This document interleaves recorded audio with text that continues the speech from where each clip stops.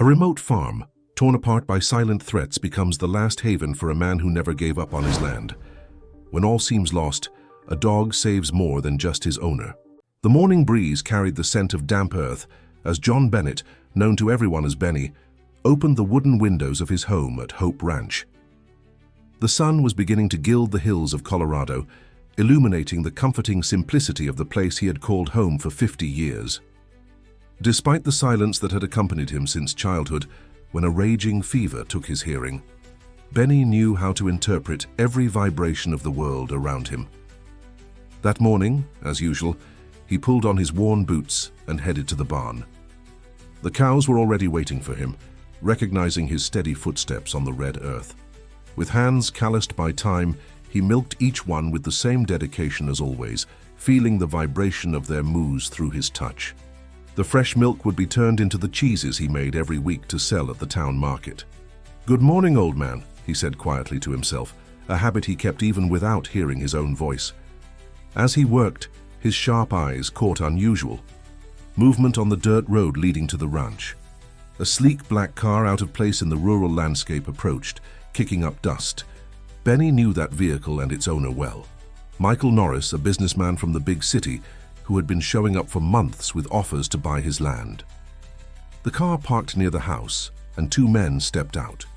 Michael, dressed in expensive clothes that contrasted with the local simplicity, and his young assistant, Gabriel, who carried a black briefcase. "Benny!" Michael gestured exaggeratedly, as if the volume of his voice could break the farmer's silence. With a nod, Benny acknowledged them and finished his work before approaching.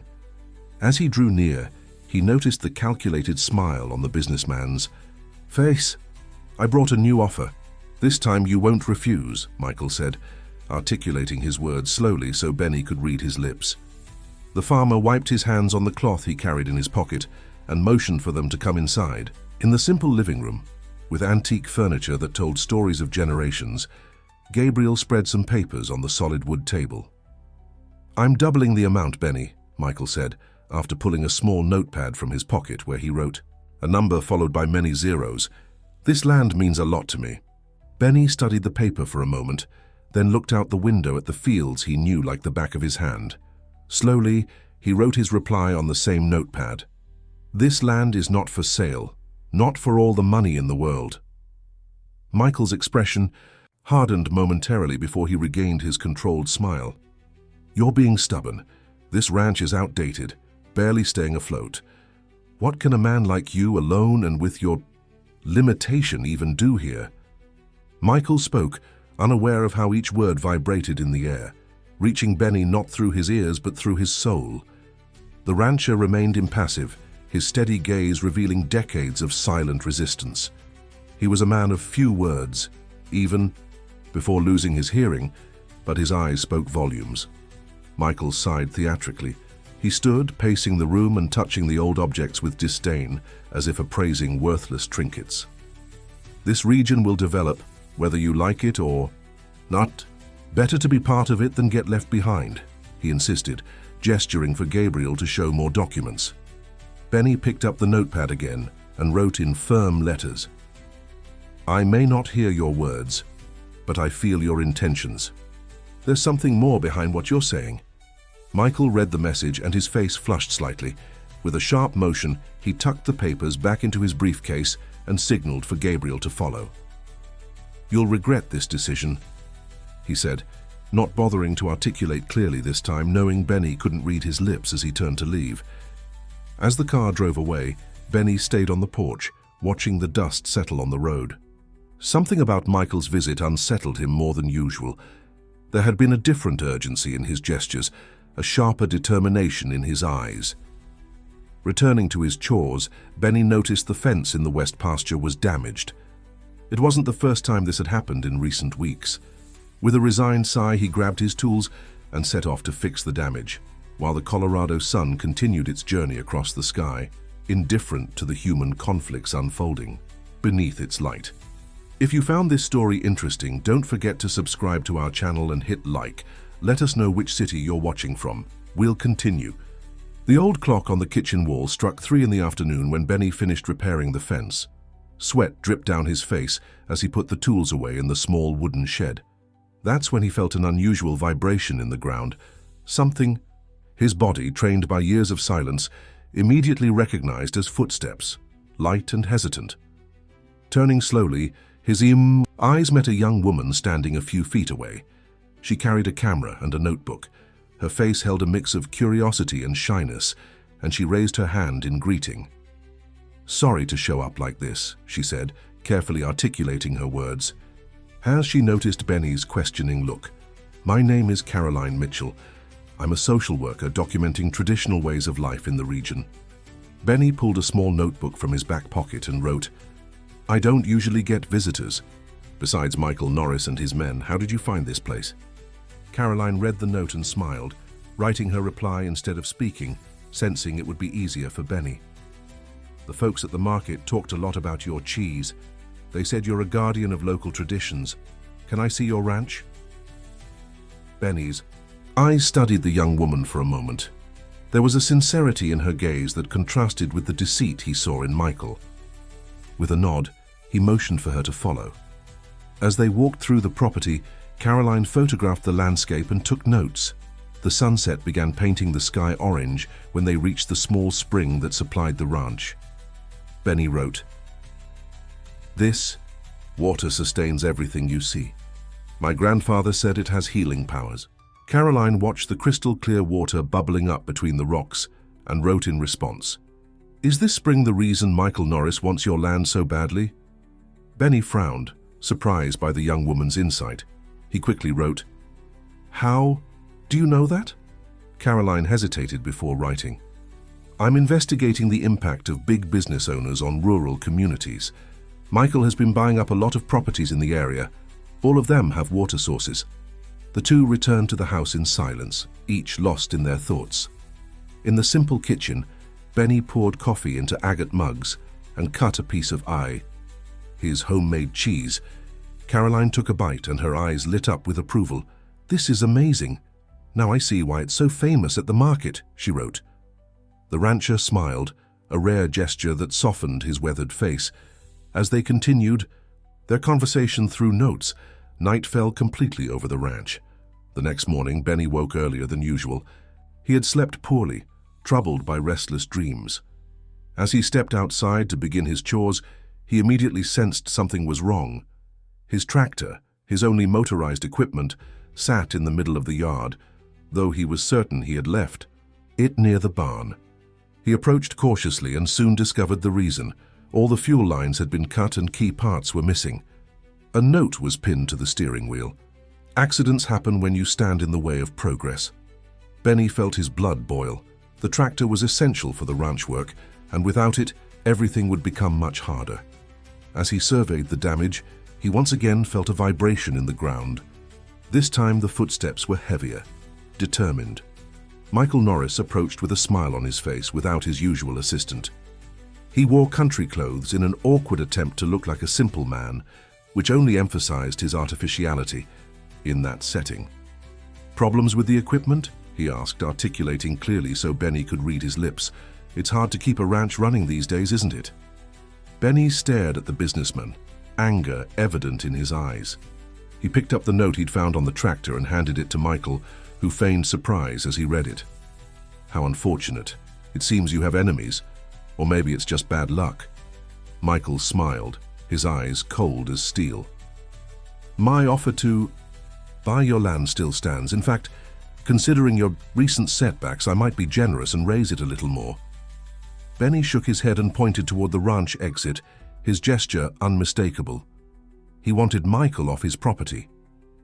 "You're a fool, John Bennett," Michael said, not bothering to articulate his words this time.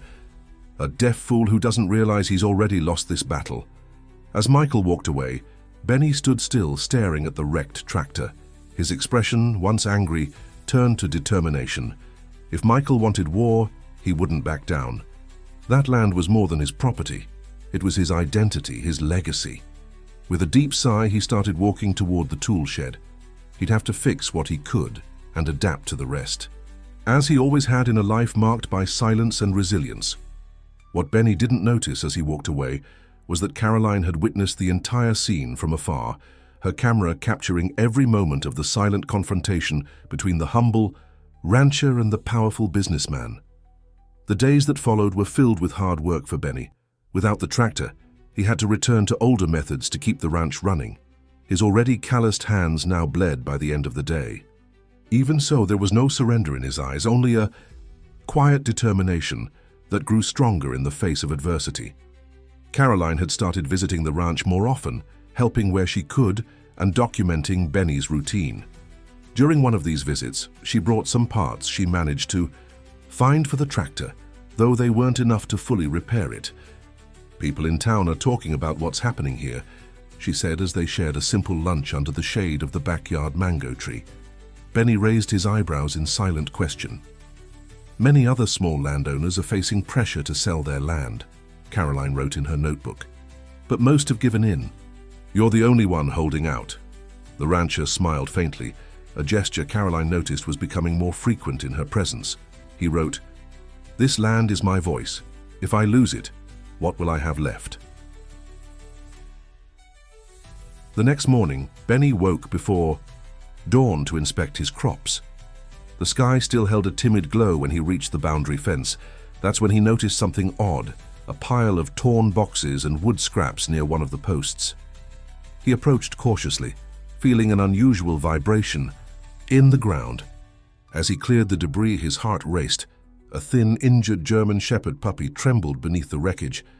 Its eyes, despite obvious suffering, shone with an inner strength that deeply moved Benny.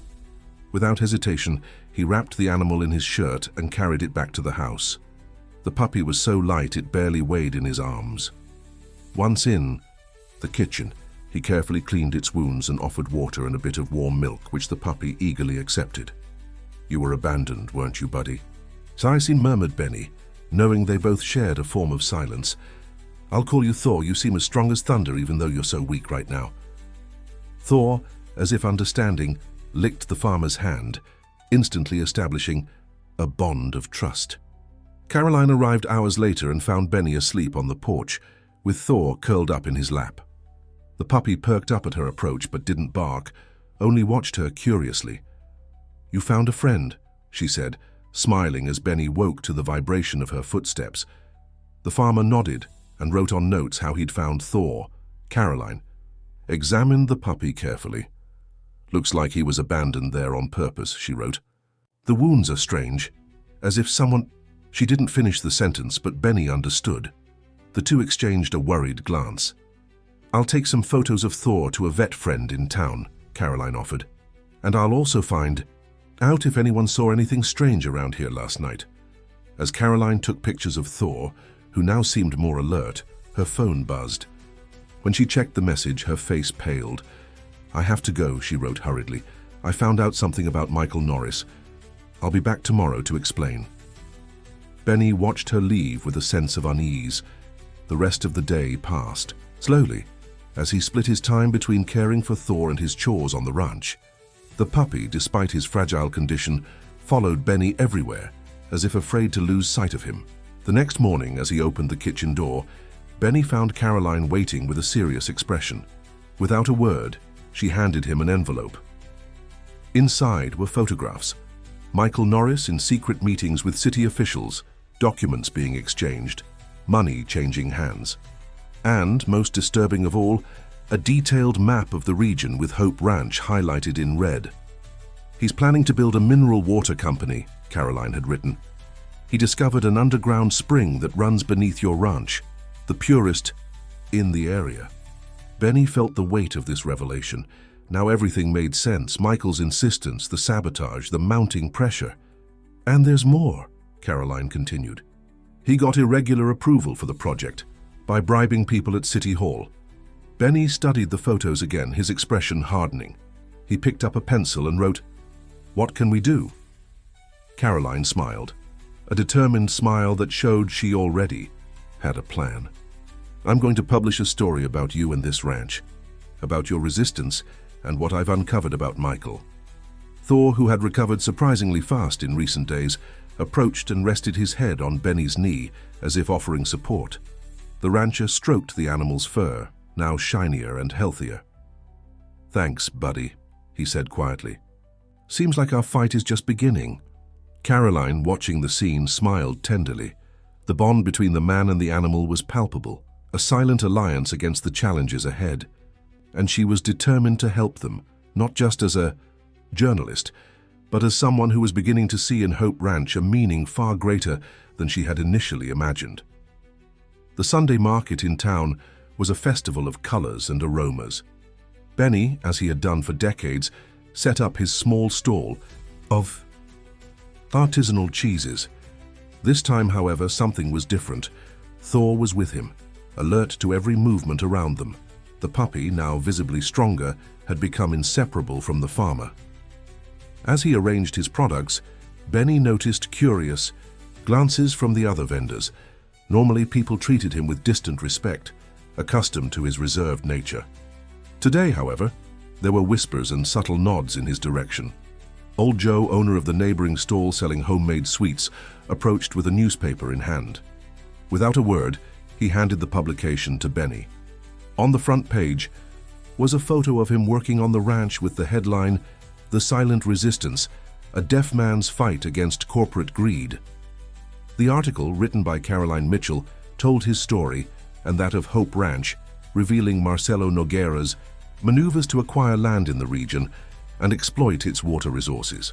The text highlighted how Benny, despite his limitation, had built a deep connection with the land and kept alive agricultural traditions that were disappearing in the area.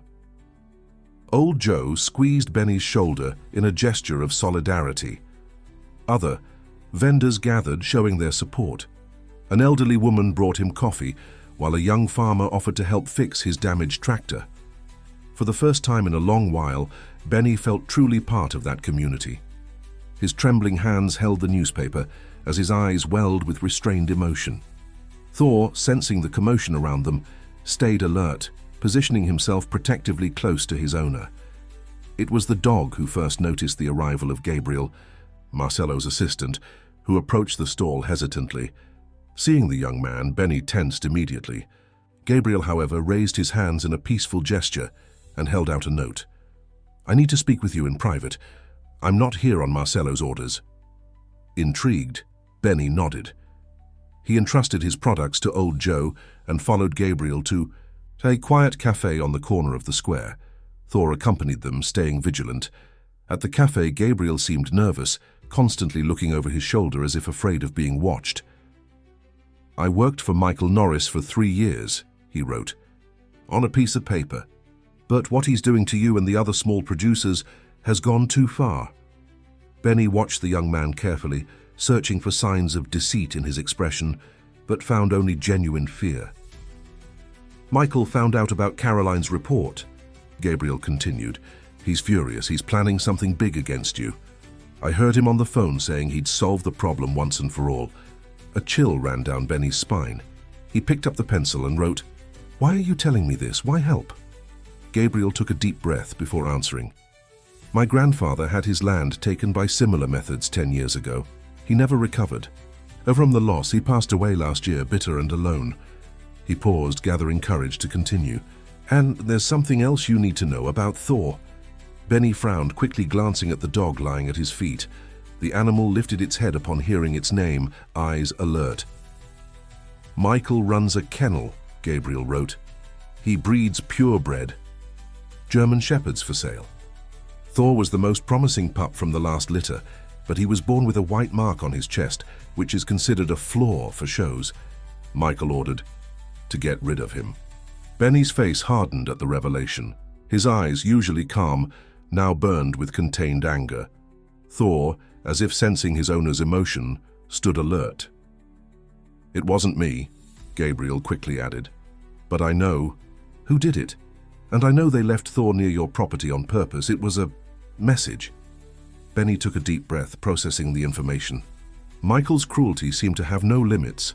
He wrote, "What does he plan to do now?" "I don't know exactly," Gabriel replied, "but he has a meeting tonight with some men I've never seen before." It looked serious, and he mentioned your ranch several times. At that moment, Thor began to growl softly, the fur on his neck bristling. Seconds later, Michael Norris walked into the cafe, followed by two intimidating-looking men. His eyes quickly locked onto Gabriel and Benny, and his face twisted into an expression of barely restrained fury. "What do we have here?" "A meeting of traitors," he said, striding toward the table with purpose. Gabriel visibly paled. Benny, however, remained impassive, staring directly at Michael. "You're fired, Gabriel," Michael spat the words, not bothering to address Benny. "And as for you, you deaf hick, enjoy your moment of fame, it won't last long." Thor stepped between Benny and Michael, his growl now louder. One of the men accompanying the businessman made a move to step forward, but Michael stopped him with a gesture. "Control your mutt, Benny," he said with disdain, "or he might end up like he should have the first time." The entire cafe had fallen silent, all eyes fixed on the tense scene unfolding. Benny slowly stood up, his height surpassing Michael's by a few inches. Without breaking eye contact, he wrote on a napkin and pushed it toward the businessman. "You may have money and power, but you don't have anyone's respect. Not even your pedigree dogs." Michael's face flushed with anger. For a moment it seemed he would physically attack Benny, but he restrained himself. With one last hateful glare, he turned and left the cafe, his lackeys trailing behind. Gabriel, still trembling, wrote, "He won't give up. And now I'm involved too." Benny nodded slowly, renewed determination in his gaze. With Thor by his side and the community beginning to rally behind him, the battle for Hope Ranch entered a new phase, more dangerous, but with new allies. They returned to the fair.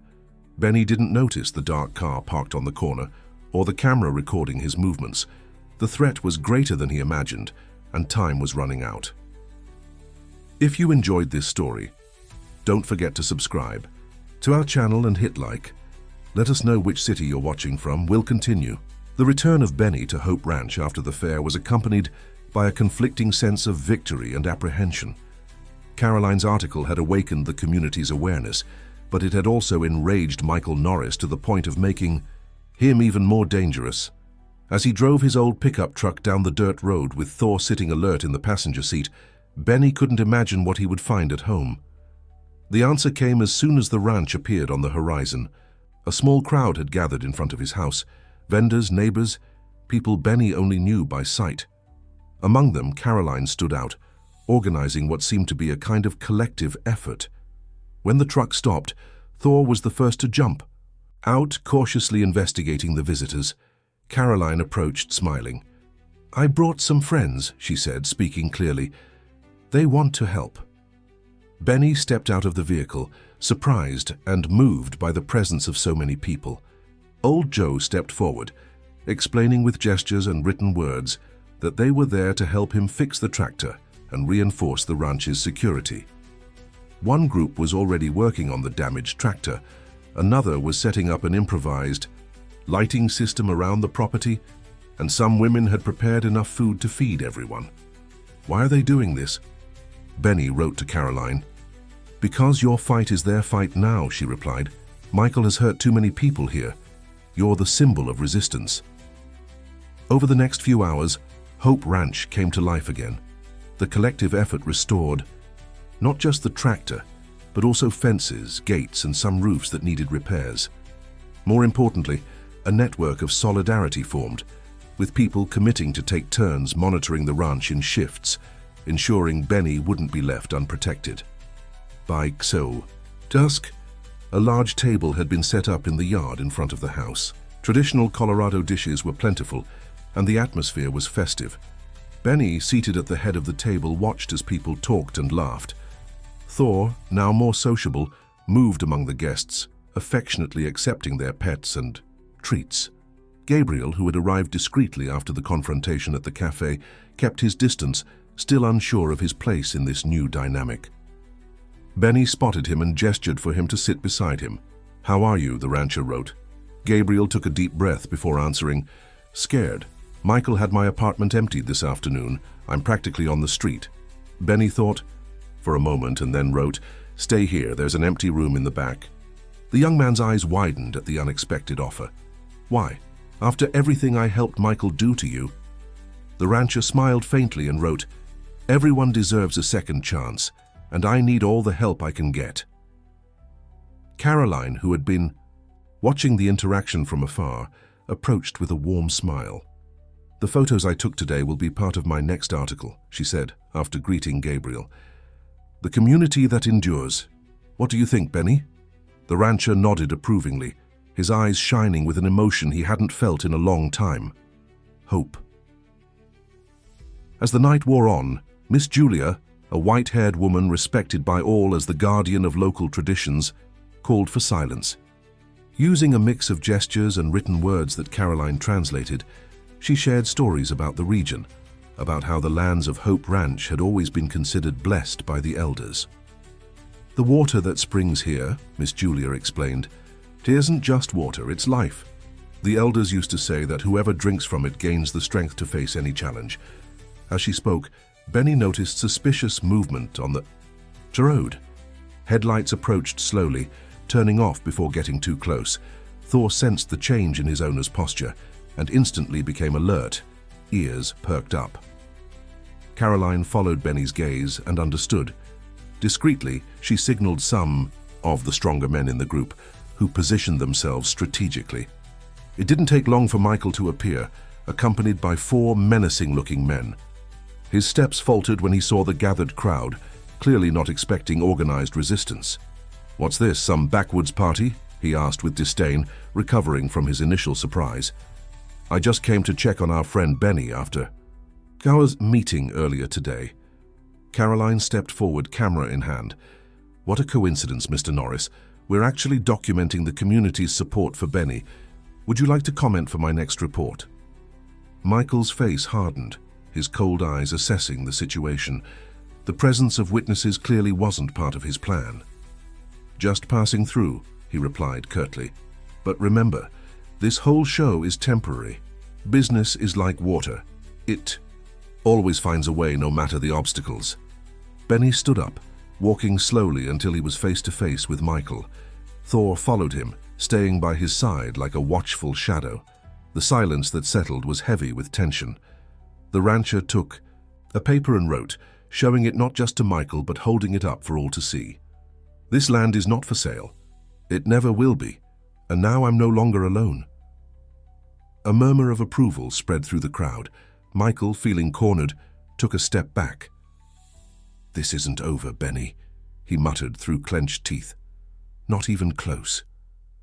Turning on his heel, he signaled for his men to follow him back to the car. When the headlights vanished into the darkness, Caroline approached Benny. "We're winning," she wrote, smiling. Benny didn't respond right away. His eyes remained fixed on the road, a silent worry etched on his face. Finally, he wrote, "He'll be back. And next time, it won't be with words." As the guests said their goodbyes, promising to return and help, Gabriel stepped forward.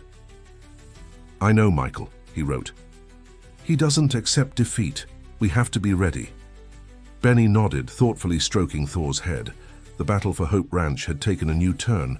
It was no longer just his solitary fight, but a movement uniting an entire community threatened by the unchecked march of progress. As he watched the last of them leave, Benny felt a strange peace. For decades, his silence had isolated him from the world. Now, paradoxically, it was that same silence creating a powerful voice against injustice, and that voice was finally being heard. The morning after the community effort dawned with a fine mist covering the fields of Hope Ranch. Benny woke with the sense that something important had changed, not just around him, with the ranch now, more secure and the tractor repaired, but within himself. Years of isolation had given way to a new feeling, belonging. In the kitchen, he found Gabriel making coffee. The young man had spent the night in the back room and seemed determined to make himself useful. When he saw Benny, he smiled timidly. "I slept better here than in my apartment in the city," he wrote in the notepad he now always carried. "Thank you." Benny nodded, pouring himself coffee. Thor, who had slept at the foot of his bed, was now exploring the backyard, apparently also more at ease in his new home. "We need to talk about Michael," Gabriel continued. "He has a plan B, he always does." The rancher frowned, urging him to go on. While working for him, I saw documents. There's a detailed hydrogeological study of this region. Gabriel paused, searching for the right words. It's not just a common water source running beneath your land. It's one of the largest underground aquifers in the state, with exceptionally high-quality water. Benny absorbed the information slowly. So that's why Michael was so obsessed with his property. It wasn't just a business matter, but a real treasure hidden beneath his feet. He plans not only to bottle mineral water, but to build a luxury resort with natural hot springs, Gabriel continued. The project is ready. All he needs is your land. Caroline arrived an hour later, bringing copies of local newspapers, where her story about the community effort at the ranch took the front page. She smiled when she saw Gabriel helping Benny feed the animals. Looks like we have a new official ally, she remarked, pleased by the transformation of Michael's former assistant. After showing the newspapers to Benny, who grinned at the photos, from the previous day, Caroline's expression turned serious. I found out something important, she wrote. Michael is pressuring the city council to declare his ranch as a public utility area. Benny's blood ran cold. If that happened, he could be legally expropriated even against his will. But there's a way out, Caroline continued. If we can prove your property has historical and cultural value, we can request it be designated as a heritage site. Gabriel, who was following the conversation, added, and we can also expose Michael's real plan. Uncontrolled exploitation of the aquifer could cause serious environmental damage. The three spent the rest of the morning outlining strategies. Benny retrieved old family documents, some dating back to the early 1900s, proving the historical importance of Hope Ranch in shaping the local community. Caroline photographed everything, planning to include this evidence in her next article. After lunch, while Caroline returned to town to draft the piece and gather more information, Benny and Gabriel decided to investigate the water issue further. With Thor always alert, they walked to the small spring Benny had known since childhood. Michael mentioned the aquifer's core is southwest of here, Gabriel explained. If we can find evidence of its reach, we'll have more ammunition against him. Following the indicated direction, they reached an area of the ranch that Benny rarely visited, a small valley between two hills covered in dense vegetation. As they explored, Thor suddenly moved ahead, sniffing something with interest. Following the dog, they discovered a rock formation partially covered in moss and vines. Gabriel examined the spot with growing excitement. This looks like a natural resurgence of the aquifer, he remarked, quickly jotting notes. The water is very close to the surface here.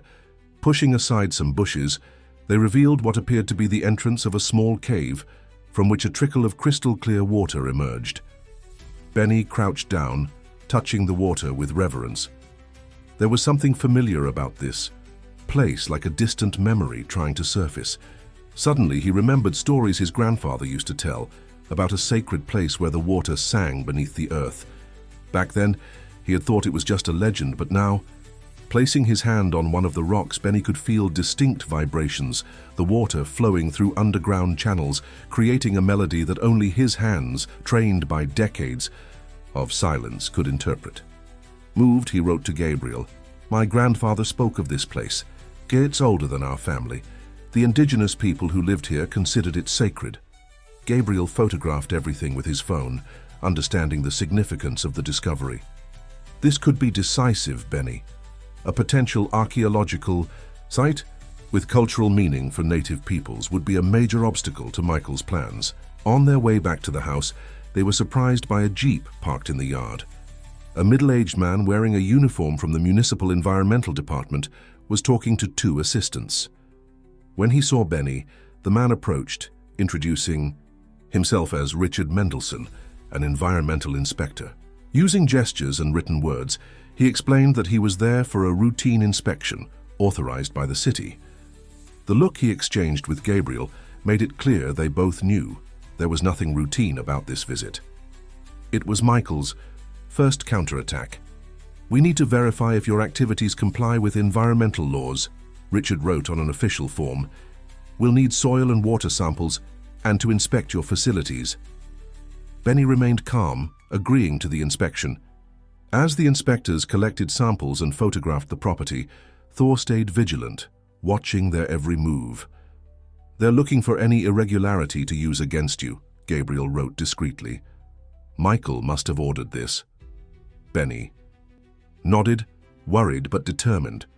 When the inspectors finally left, promising to return with the results, he sat on the porch, deep in thought. The sun began to set, staining the sky blood red. Gabriel brought 2 cups of coffee and sat beside him. "Caroline needs to know about the spring and this inspection," he wrote, "and we need to be faster than Michael." Benny agreed, but there was something more in his eyes, a renewed resolve. He wasn't just defending his land now, but something far greater, a natural and cultural heritage that belonged to everyone. As night fell over Hope Ranch, Benny watched the stars emerge in the sky. The same stars that had guided his ancestors, that had witnessed generations fighting to preserve that piece of land. And now, it was his turn to ensure that legacy wasn't lost. Thor approached, resting his head on Benny's lap.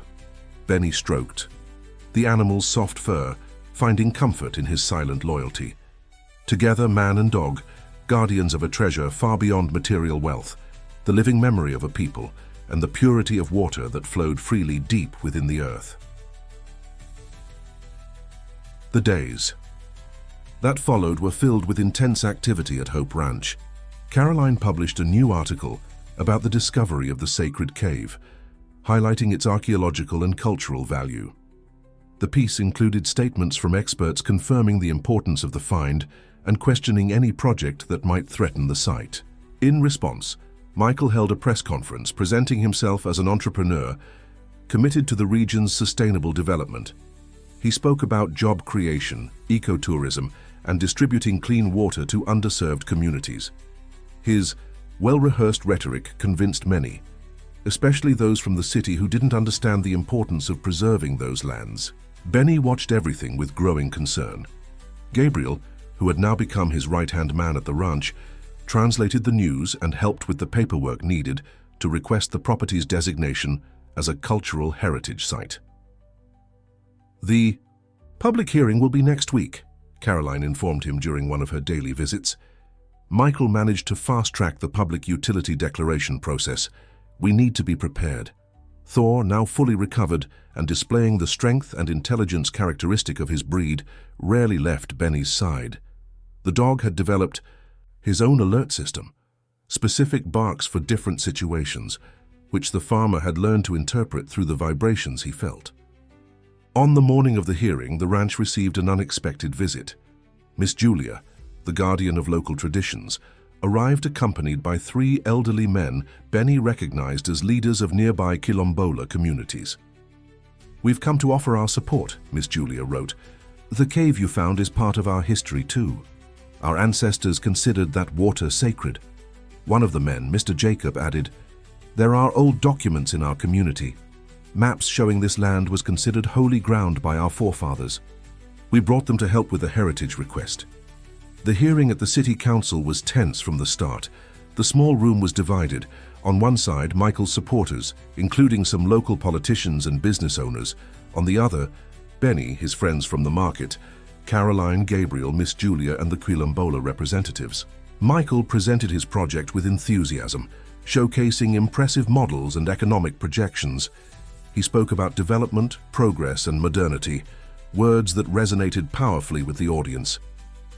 When it was Benny's turn, a curious silence fell. How would a deaf man make his case? Caroline had prepared a presentation, but it was Gabriel who surprised everyone by standing up to speak. "I worked for Michael Norris for 3 years," he began, his voice initially hesitant but growing firmer. "I know exactly how he operates. The project he presented here is a facade. The real plan involves intensive exploitation of the aquifer, which could cause irreversible damage to the entire region." A murmur spread through the room.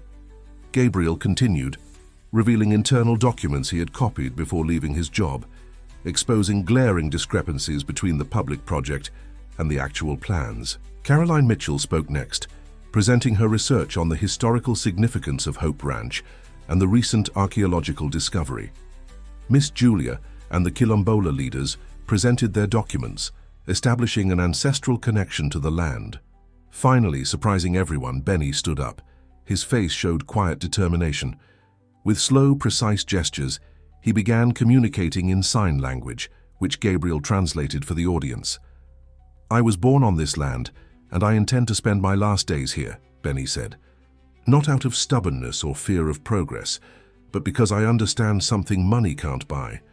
The responsibility to preserve a legacy that doesn't belong just to me, but to all of us." His gestures, though silent, carried an eloquence that spoken words rarely achieve.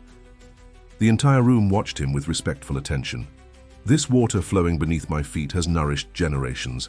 It's not a commodity, it's life, and life has no price." When he finished, spontaneous applause erupted. Michael, visibly irritated, stood to counter, but was interrupted by a growing commotion at the entrance of the chamber. Thor, who had stayed in Benny's truck, burst into the room, barking insistently. Gabriel, recognizing the dog's warning signal, rushed to the window. "Fire!" he shouted. "The ranch is on fire!" The hearing was immediately suspended.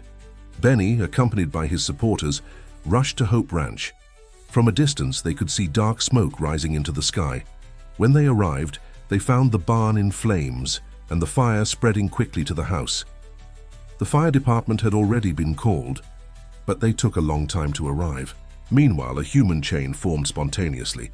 Neighbors, market vendors, and even some who had been on Michael's side during the hearing joined forces to fight the fire with buckets of water and extinguishers. The battle against the flames lasted hours. By the time the firefighters finally brought it under control, much of the barn had been destroyed, and the main house had suffered significant damage, especially the porch and the roof. Benny stood still, surveying the wreckage with an unreadable expression. Thor, at his side, stared intently at the woods beyond the property, growling softly. Caroline approached, gently touching the rancher's shoulder. "This was no accident," she wrote. "Someone set the fire on purpose." Benny nodded slowly. He didn't need words to know who was behind it. The timing was too perfect. Exactly during the hearing, when everyone would be away. Gabriel joined them, his face smeared with soot. "They found gas cans near the barn," he reported. "The police are already investigating." As they spoke, a sleek black car pulled up to the property's entrance. Michael stepped out, walking toward the group with feigned concern. "What a terrible tragedy, Benny," he said with false sympathy. "I came as soon as I heard. If you need any help—" Thor stepped forward, growling threateningly. Benny made a gesture to hold back the dog, but his eyes carried the same silent warning. Gabriel took a step forward, staring at his former boss.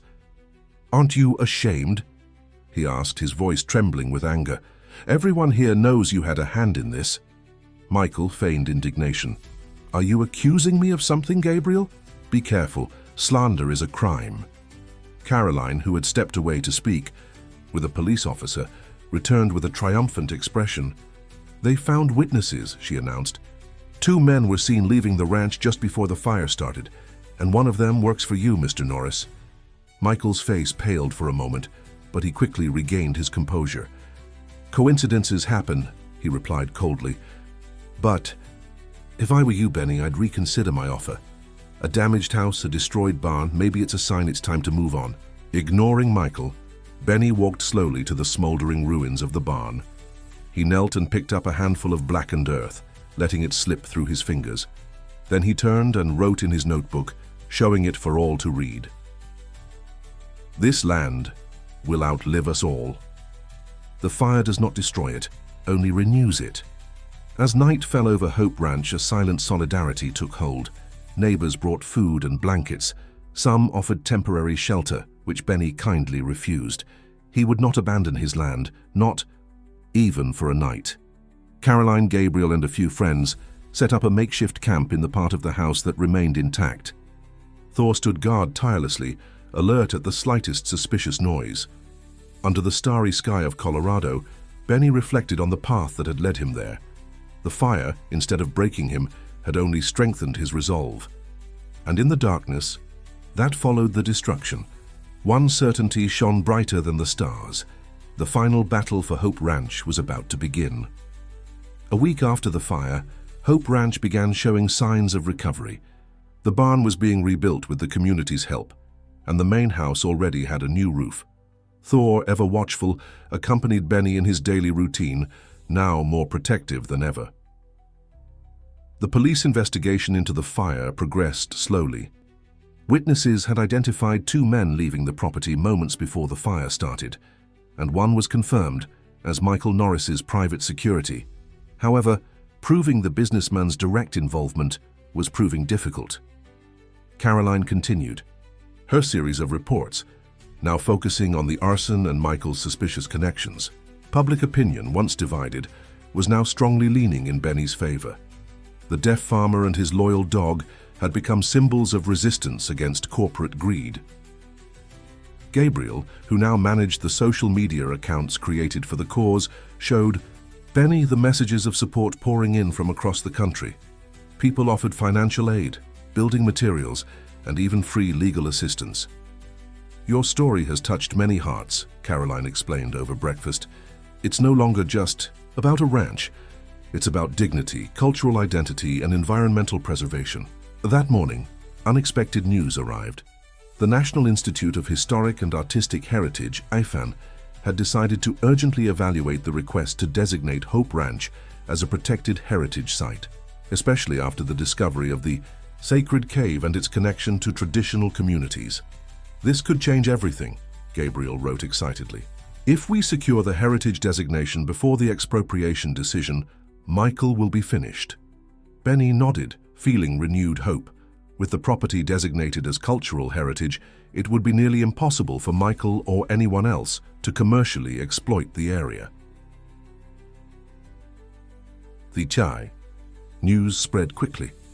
By late afternoon, Miss Julia arrived with an even larger group of representatives from the region's traditional communities. They brought ancient documents, transcribed oral histories, and even artifacts found near the cave over the years. "Our families have always known the importance of this place," explained Mr. Jacob, "but we never had a voice to protect it. Now with you, Benny, we can finally be heard." As the documentation was organized for the IFAN technician's visit, scheduled for the next day, Benny walked the property with Thor, inspecting the progress of the reconstructions. When they passed near the main spring, the dog suddenly became alert, ears perked up. Following Thor's gaze, Benny noticed movement among the trees. Someone was watching them. With a subtle gesture, he signaled Thor to stay calm as they cautiously approached. To his surprise, the person who stepped out from behind the trees wasn't one of Michael's men, but Richard Mendelsohn, the environmental inspector who had conducted the inspection days earlier. "We need to talk," he said, carefully articulating his words so Benny could read his lips. They returned to the house together, where Gabriel could assist with communication. Along the away, Thor remained wary, never taking his eyes off the visitor. "What are you doing here, hiding?" Benny wrote as soon as they entered. Richard seemed nervous, frequently glancing out the window as if afraid of being seen there. "I'm here as a citizen, not as an inspector," he explained. "What I'm about to do may cost me my job, but I can no longer go along with this." He pulled several documents from his folder and spread them across the table. "Michael altered the results of our inspection. He falsified data to make it seem like his ranch is causing groundwater contamination. He's using this as grounds to speed up the expropriation process for environmental damage." Gabriel translated everything for Benny, whose face hardened. As he grasped the extent of the fraud, "The hearing is scheduled for tomorrow morning at the same time as the IFAN inspection," Richard continued. "It's no coincidence. He wants to ensure the expropriation is approved before the heritage designation can happen." Caroline, who had arrived midway through the conversation, was frantically photographing the documents. "This is evidence of fraud," she said. "We can use it against him." Richard shook his head, worried. "He has powerful allies. They could claim I forged these documents to help Benny. We need something more damning." It was Gabriel who came up with the idea, his eyes gleaming with sudden inspiration. "Michael's office," he wrote. "He keeps copies of everything in a safe behind the painting in his room. I know the combination." A plan began to take shape. Gabriel, familiar with Michael's habits and the office layout, could enter after hours when only the night guard would be present, a man Gabriel knew was easily distracted. "It's too risky," Caroline protested. "If you're caught, you'll be charged with trespassing." But Benny, after a few moments of reflection, placed his hand on Gabriel's shoulder and nodded. Both knew it was a necessary risk. That night, as Gabriel headed to town, Benny, Caroline, and Richard finalized preparations to receive the IFAN technicians. The documentation was organized, the sacred cave cleaned and accessible, and testimonies from members of traditional communities recorded on video. The hours passed slowly. Thor, sensing Benny's tension, remained restless, pacing back and forth on the porch. When they finally heard the sound of a car engine approaching, it was already past midnight. Gabriel hurried down, his face lit with a triumphant smile. In his hand, he carried a flash drive. "I got much more than we expected," he announced, plugging the device into Caroline's laptop. Internal documents showing Michael knew about the cave's archaeological value for months and tried to cover it up. Records of payments to public officials. And the best part, recordings of meetings where he openly discusses the plan to sabotage Benny's ranch. The next few hours were spent analyzing and organizing the evidence.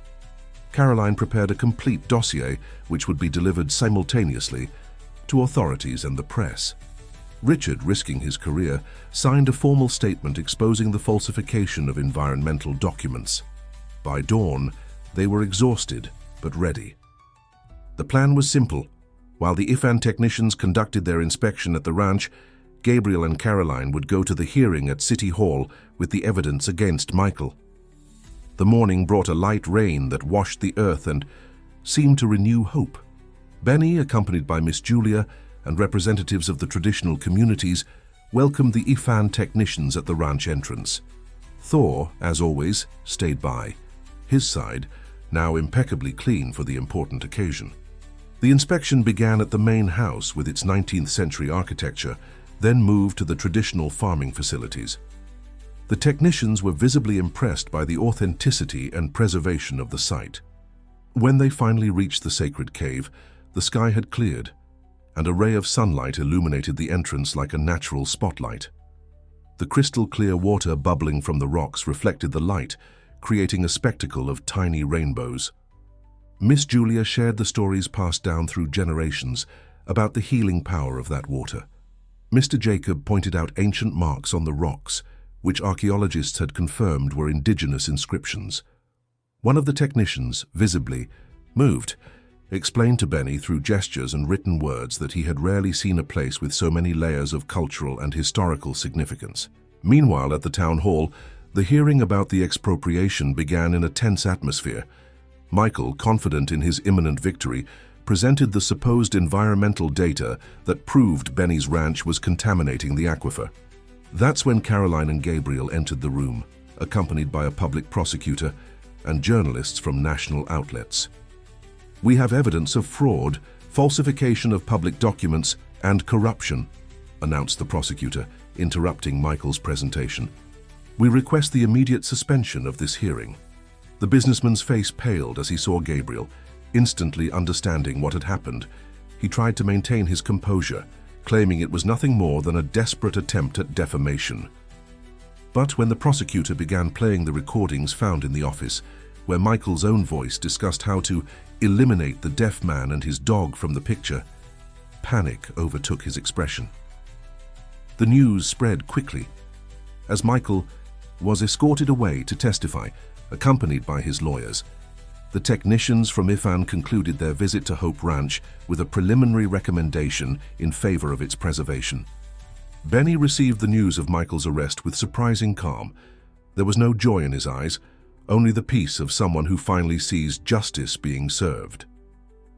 3 months later, Hope Ranch was officially recognized as a cultural and environmental heritage site protected by law from any commercial exploitation.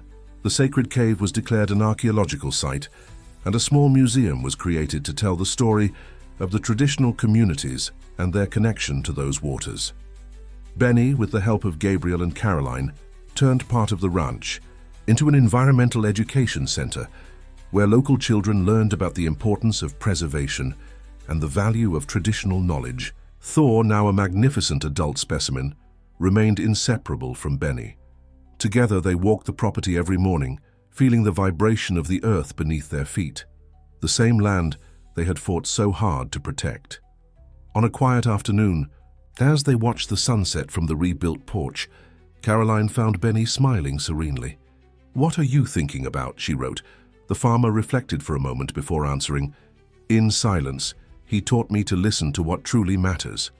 Thor, as if understanding, rested his head on his owner's knee. Caroline smiled, capturing the scene with her camera.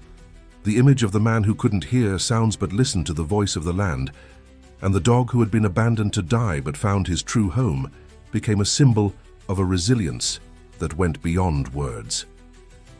Hope Ranch, once threatened by greed and power, now flourished like never before. The scars left by the fire had transformed into new structures, stronger and more resilient, and beneath the rich soil of Colorado, the crystal-clear waters continued their eternal flow, protected not just by laws, but by the unwavering love of a man who found his voice in silence. Gabriel, watching from a distance, smiled as he realized how his own life had changed. From being an assistant to a corrupt man, to becoming a partner in preserving a cultural and environmental treasure. In his hand, an envelope contained approval to begin formal studies in anthropology and archaeology, a new path he would never have discovered without the silent influence of Benny. When the first star appeared in the sky, Benny closed his eyes, feeling the gentle vibration of the world around him. The wind in the leaves, Thor's footsteps on the wooden porch, the steady pulse of life on his land. He didn't need words or sounds to know that at last, Hope Ranch had found the peace its name promised. If you enjoyed this story, don't forget to subscribe to our channel and hit like. Let us know which city you're watching from.